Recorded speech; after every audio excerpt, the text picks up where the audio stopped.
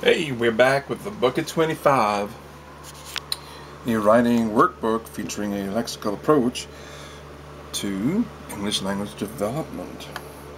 Doing a lot of research and reading and tying in chapters, like for instance this is chapter 24, the world at large, and it connects with two great mental giants of science, Garett Lisi and Albert Einstein. And the book, of course, being what it is, very graphic, colorful, so that you can enjoy the actual process of learning or education. It's almost like a magazine, and its feature is a green living ebook, meaning that it's updatable at any time, information as we know it, and publication itself has changed dramatically due to the internet and how fast the world is progressing. So thoughts and information that once was pertinent has lost itself through not just the sands of time, but like the ethers, like it just disappears so quickly. So for like the chapter 24 gets into ESL chaos, controversy with English, the controversial section 251 of the Criminal Code of Canada, of course, theory and controversy. Let's have some fun. I love this one here. Write a fun story based on theory and controversy. Don't delete this just because it looks weird. Believe it or not, you can read it. And we look at what the brain does to fill in information, even though it's so strangely written or perceived at first. Anyway, what I pardon me, the tickle of the wickle. Anyway, let's go to some of the footage that will make this more pertinent. Direct. Now, Einstein. I think the world knows of Einstein, but let's just do a little brief summary on Einstein. It's a mysterious force that shapes our universe. It feels familiar, but it's far stranger than anyone ever imagined. And yet, one man's brilliant mind tamed it. Gravity. Gravity. Using simple thought experiments, Albert Einstein made an astonishing discovery. Gravity. Time and space are shaped by matter. Time and space are shaped by matter. Time and space are shaped by matter. Time and space are shaped by matter. Is being squeezed and stretched. He called it the general theory of relativity. The general theory of relativity. Working almost entirely one more time. alone, The general theory of relativity.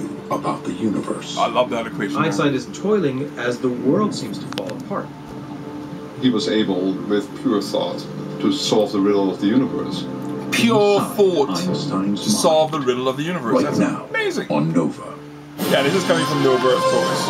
So, we don't need a commercial. It was first proposed.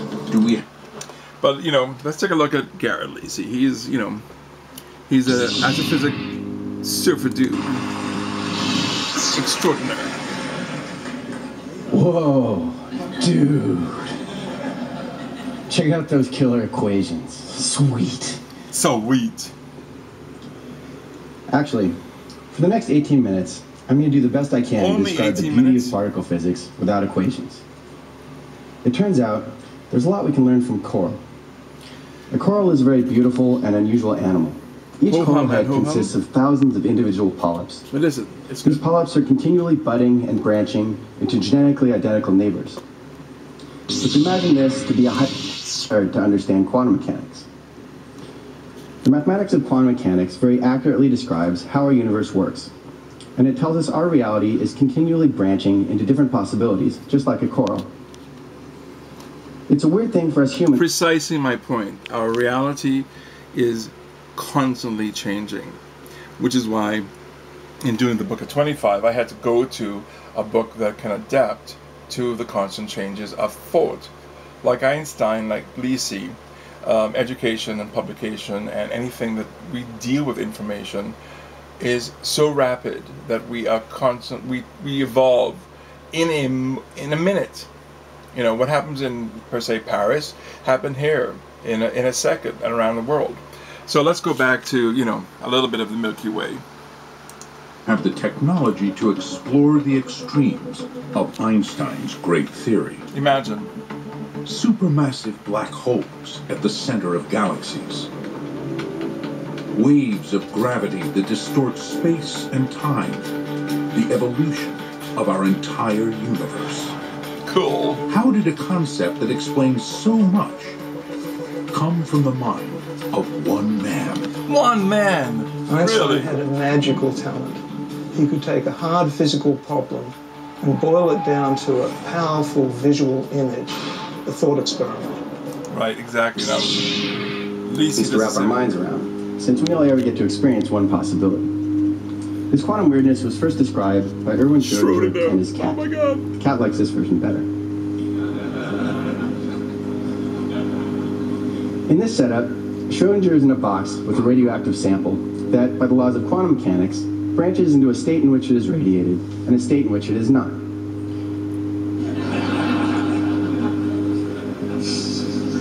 In the branch in which the sample radiates, it sets off a trigger that releases poison and Schrödinger is dead. But in the other branch of reality, he remains alive. Kayut. Let's take a look at something else that I have here. In doing this book idea, whoopsie doopsie, don't know where it went to. It's in the, oh, there it is. The world at large is an interesting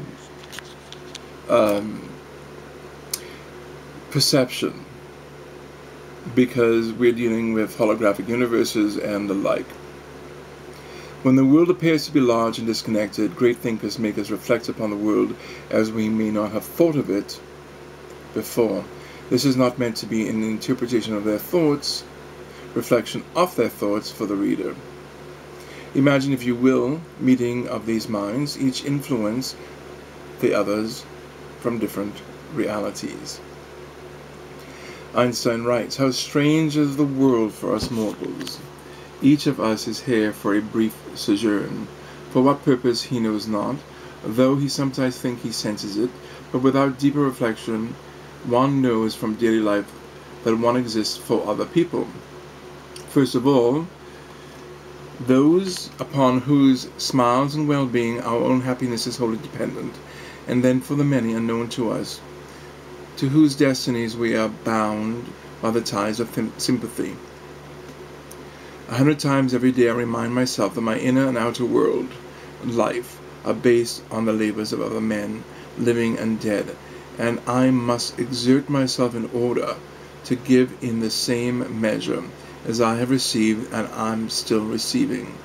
The ideas that have lighted my way, and some time after time, have given me new courage to face life cheerfully. And that is kindness, beauty, and truth. Without the sense of kinship with men of the like mind, without the occupation with the objective world, the eternally unattainable in the field of art and scientific endeavors, life would have seemed empty to me.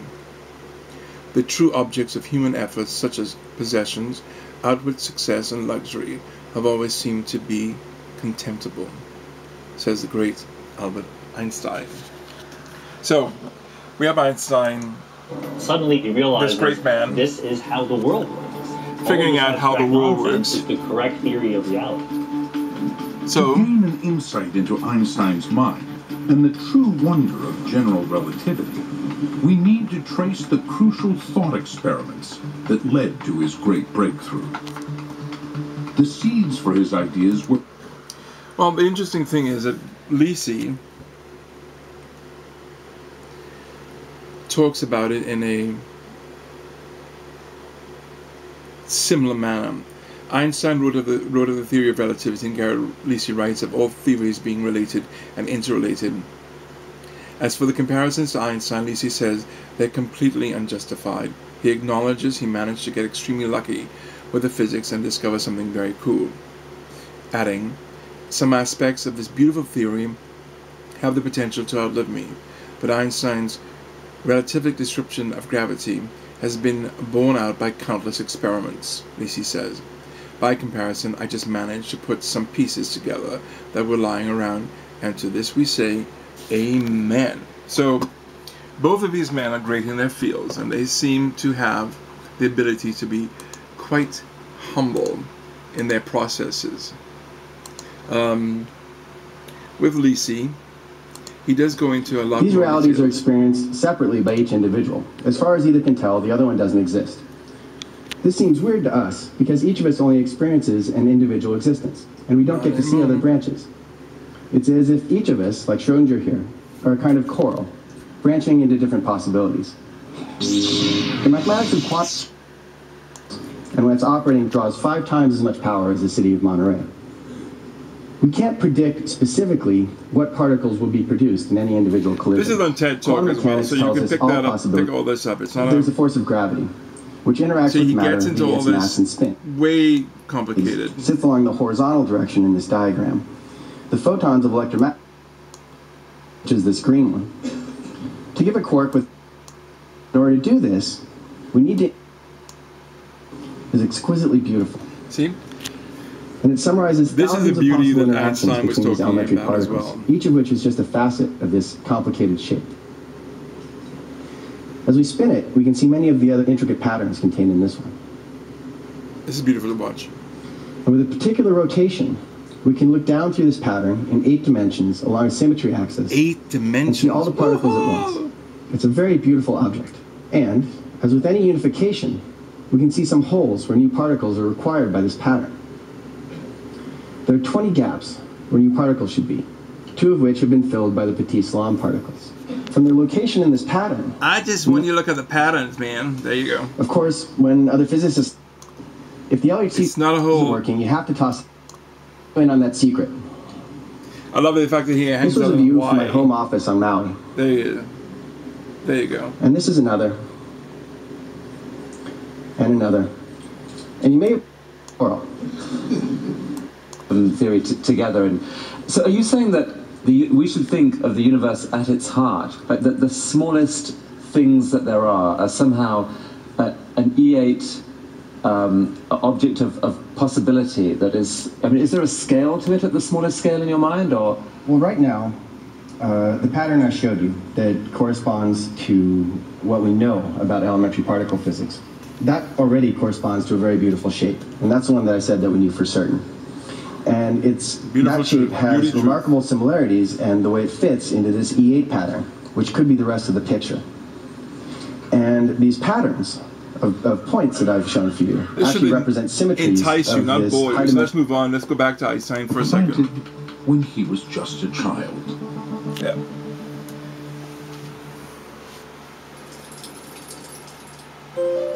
So everything, you know, that we experience in life leads back and forth. Einstein grew up in a small house in His Munich, childhood in was southern Germany. extraordinary. His unique personality was evident early on.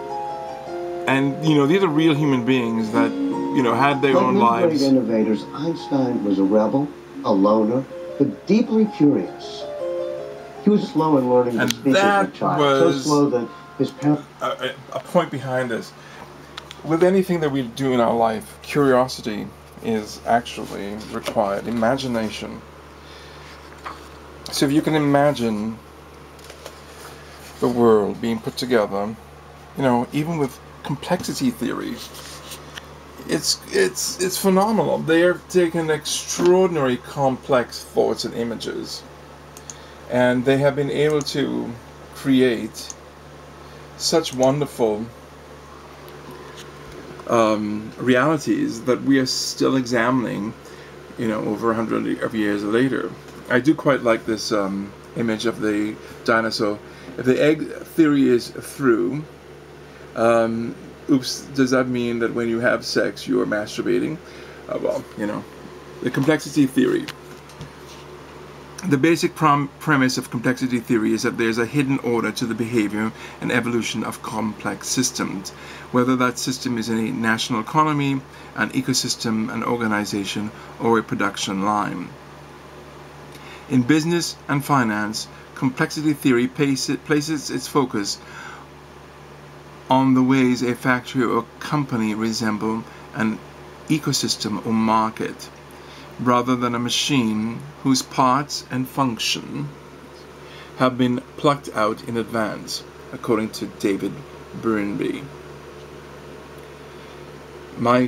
Mitchell Waldrop states in Complexity, the edge of chaos is a constantly shifting battle zone between stagnation and anarchy, the one place where a complex system can be spontaneous, adaptive, and alive. All these little gems are inside of the book, and you can definitely work with it. It's written to, you can excerpt it for different classes, different groups of awareness, because not everybody is going to be on the same wavelength in a particular class, and it helps students to become more integrated. And this is, and because of the way the book is designed, it is so interactive in the way that the students basically they want to read the book and they want to get involved. So, like I was saying, this is so funny. Write a fun story based on theory and controversy. And if you can see this, I could believe that I could actually understand.